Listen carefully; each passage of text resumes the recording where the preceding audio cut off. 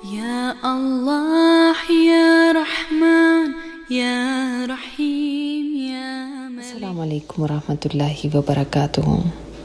بہت دفعہ زندگی میں ہم تمنا کرتے رہتے ہیں کہ کاش ہمارے پاس ایسے حالات ہوتے یا وہ مواقع ہوتے جو دوسروں کے پاس ہیں تو ہم بھی نیکی کے کوئی کام کر پاتے۔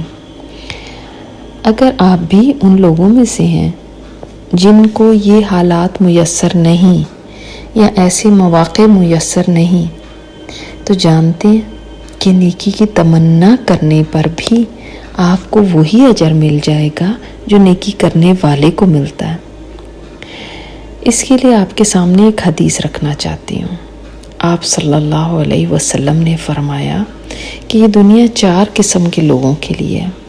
ایک بندہ تو وہ ہے جسے اللہ تعالیٰ نے مال دیا اور علم کی دولت دی، وہ اپنے رب سے اس مال کے کمانے اور خرچ کرنے میں ڈرتا ہے اور اس مال کے ذریعے صلہ رحمی کرتا ہے اور اس میں سے اللہ کے حقوق کی ادائیگی کا بھی خیال رکھتا ہے۔ ایسے بندے کا درجہ سب درجوں سے بہتر ہے۔ اسی طرح دوسرا ایک اور بندہ ہے جسے اللہ تعالیٰ نے علم دیا لیکن مال و دولت سے اسے محروم رکھا، پھر وہ نیت سچی رکھتا ہے اور کہتا ہے کاش میرے پاس بھی مال ہوتا تو میں اس شخص کی طرح عمل کرتا، لہٰذا اسے اس کی سچی نیت کی وجہ سے پہلے شخص کی طرح اجر برابر ملے گا۔ اسی طرح ایک تیسرا آدمی ہے جسے اللہ تعالیٰ نے مال و دولت سے نوازا ہے لیکن علم سے محروم رکھا ہے۔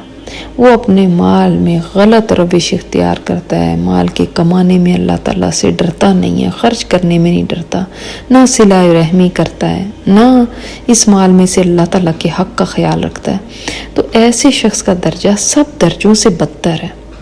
اور چوتھا ایک وہ شخص ہے جسے اللہ تعالیٰ نے مال و دولت اور علم دونوں سے محروم رکھا ہے۔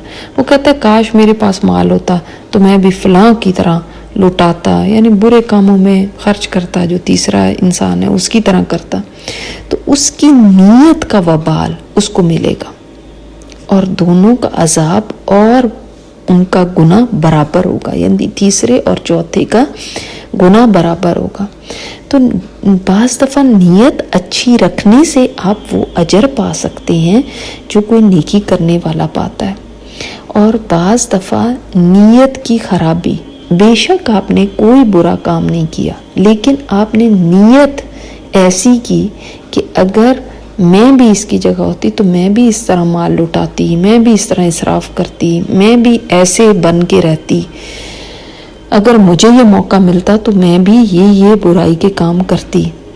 اگر اس قسم کی نیت کی تو سمجھ لیں کہ اس گناہ میں آپ شامل ہو گئے، اس نیت کی وجہ سے وہی گناہ آپ کے ذمہ بھی لکھ لیا جاتا ہے۔ اس لیے بہت ضروری ہے کہ انسان دیکھ بھال کے نیتیں کرے۔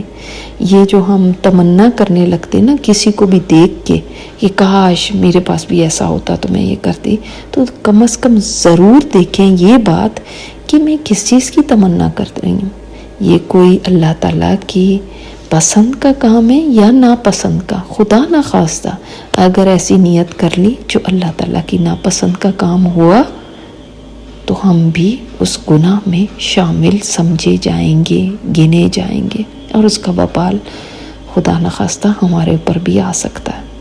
اللہ تعالیٰ ہم سب کو نیک نیتیں کرنے کی توفیق عطا فرمائے۔ السلام علیکم ورحمۃ اللہ وبرکاتہ۔ یہ اسپیکر استاذہ نجیحہ ہاشمی ہے۔ ان کی مزید آڈیو سننے کے لیے لاگ ان کریں الرحمہ.org پر ARRAHMA.org۔